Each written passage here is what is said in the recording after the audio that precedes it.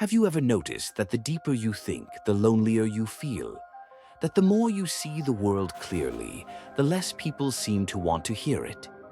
It's not your imagination.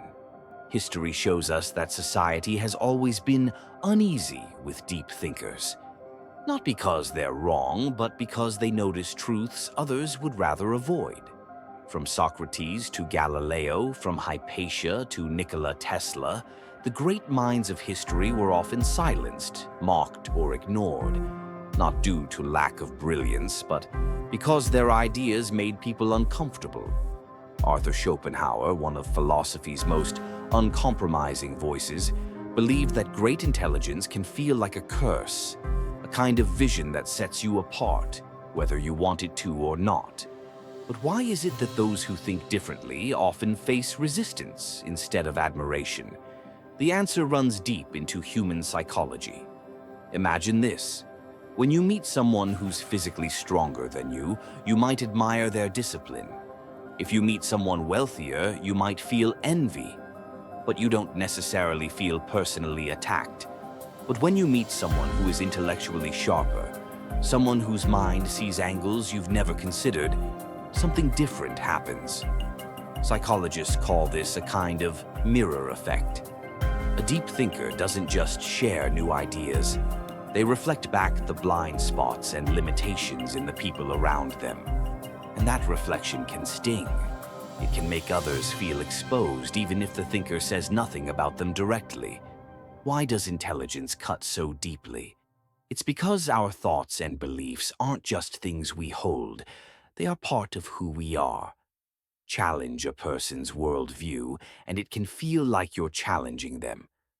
This is why highly intelligent people are often kept at arm's length. Their insights don't just question facts, they question identities. And people will go to great lengths to protect their sense of self. Think about it.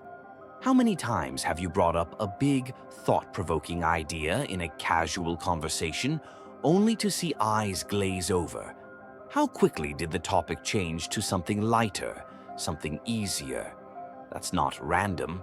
It's a form of self-defense. When faced with an idea that shakes their certainty, most people don't lean in, they lean away.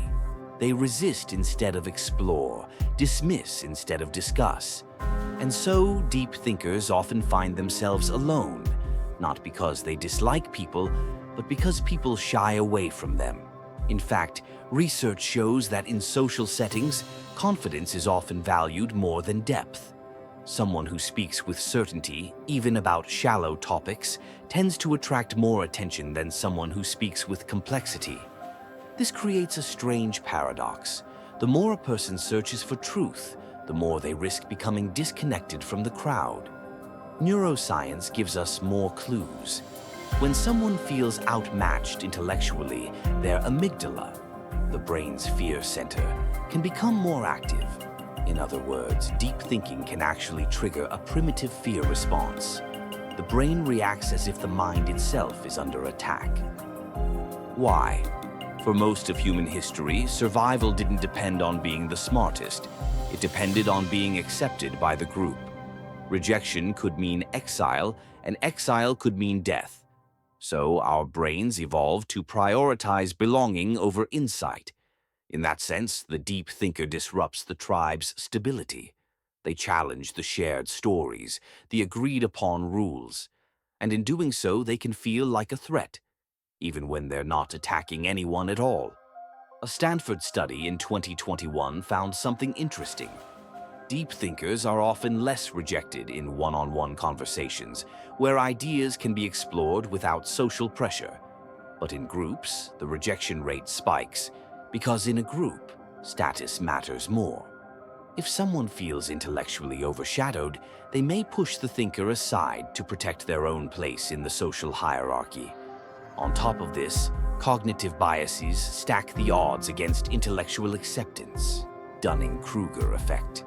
The less someone knows, the more confident they feel in their knowledge. Status quo. Bias.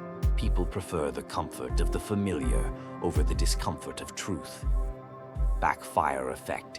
Present evidence against someone's belief, and they may cling to that belief even harder. And then we add the modern twist: social media. Platforms reward speed and simplicity, not nuance. Catchy surface-level ideas spread in seconds, while layered, complex truths struggle to fit into a 15-second clip. The deep thinker's ideas, too big for the format, often sink without notice. So, what does this mean? It means the isolation of deep thinkers isn't just cultural, it's biological, psychological, and now algorithmic. The world isn't always built to reward those who think the most. But here's the truth worth holding on to. It is deep thinkers who expand the boundaries of what's possible. It is deep thinkers who plant the seeds of tomorrow's common sense.